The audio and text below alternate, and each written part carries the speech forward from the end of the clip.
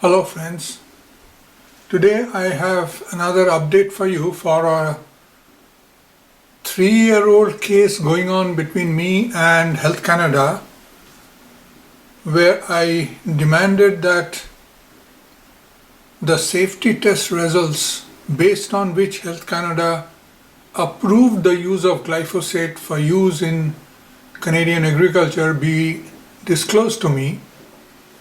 This is now 3rd year running and I still have not got a single page of document.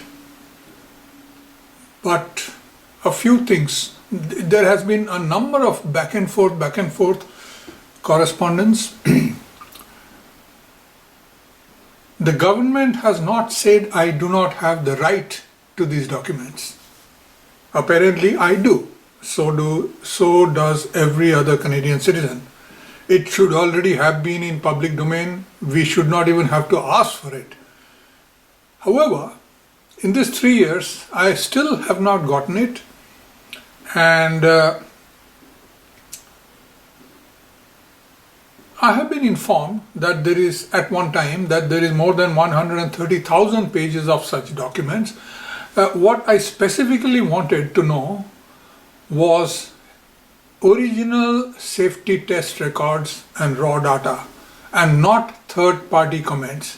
I was not interested in a list of which scientific study found glyphosate to be safe where and by whom and so on. So I was not interested in any third-party opinion.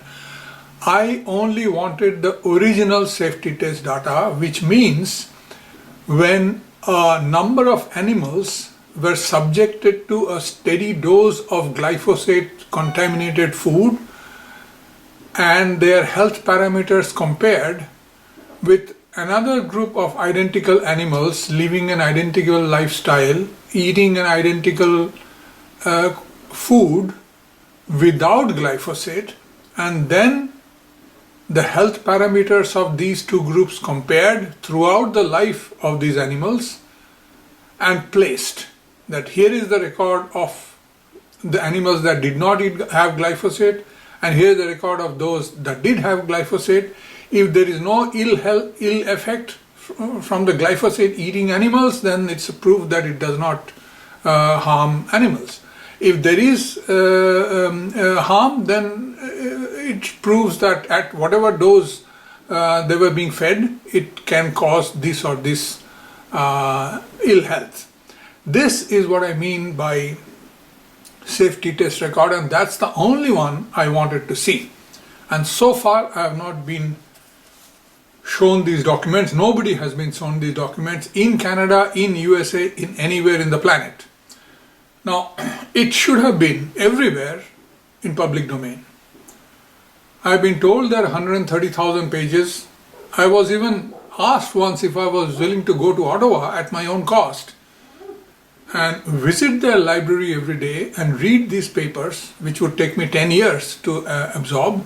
I would not be allowed to make a photocopy or scan any pages. I have to keep everything in my head. And later on, if I came out and said that glyphosate is not so safe, that would be just my opinion, because I would not be allowed to carry any evidence with me out of that library. And of course I refused to accept their offer. I wanted all that evidence to be, all that report to be sent to me. So after a long chain of correspondence and then silence, if I don't push them, they go silent, and when I push them, they say this and that, and looking into it, people involved in this case keep changing. Maybe some of them are retired out of old age, I don't know. So now today I finally got one more email in this from one Mr. Mark Miller.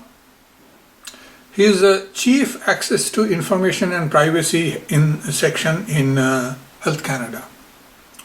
I will read it to you. Dear Mr. Mitra, thank you for your inquiry. Your file has recently been transferred for processing to the newly formed backlog section within the Access to Information and Privacy Office of Health Canada, who are responsible for dealing with late files ranging from dates from 2012 to 2016. The administration of older ATIP requests has been identified as a serious issue within the department, and we are continuing to process records as expeditiously as possible given the limited resources available to this section. To date, we have been assigned 500 plus requests, which consist of over 1 million pages of records. Our main objective has been to organize, review, and set priorities in order to process as many case files as efficiently as possible with the staff that we have currently as available. With the staff we currently have available. Each case file is going through an initial assessment upon receipt in backlog based on complexity, volume, and age of the request to determine the resources that will be allocated to the administration of each file in our possession. Backlog is currently working with 4 analysts who are now responsible for processing more than 500 requests, which average approximately 2,500 pages per file based on request as quickly as possible. Simply the sheer volume of the requests submitted to this department does not allow us to provide disclosure dates to applicants at this time. The department is trying to hire additional permanent staff, but the process is very slow, and the competition for qualified ATIP analysts, that is access to information and privacy, is fierce throughout government. I realize that for an individual who has submitted a request that is a very frustrating response, but given our current situation, an accurate assessment of the situation is generally more favorable than a generic statement that you can expect your records within the next 6 months, which in actual fact will not happen. Bracket close. I note that there has been several interactions between yourself and this office prior to the transfer to the backlog on May 18th of 2017 pertaining to the status of your file. I also note that the number of pages submitted to this directorate on the subject that you have requested consists of over 26,000 pages. Well, I was told there were more than 130,000 pages, but now it has been somehow looks like whittled down to 26,000 plus pages. Anyway, reading on. Simply based on the volume of this request, it has undergone a limited review by the previous operational desk officers to determine the relevance of the material provided by the Office of Primary Interest. This request should have been re-scoped when you submitted your request, where options should have been provided, since I know for a fact that anything over 500 pages in volume has the tendency to sit in cabinets awaiting review. An analyst in operation is generally assigned 50 to 80 case files, and they try to process those files when they know that they can meet the limits as set out under the Act. A file consisting of 26,000 plus pages is normally a victim of circumstances, not enough staff available to review the file full time for 7 months. Reading on.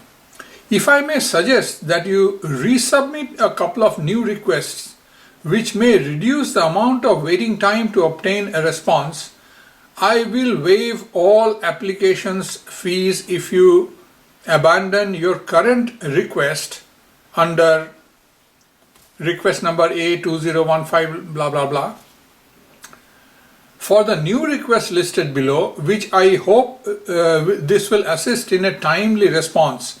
Of course, the organizations may have limited material based on the scope, but I suspect that you have a better chance of obtaining information through this method than continuing with your current request.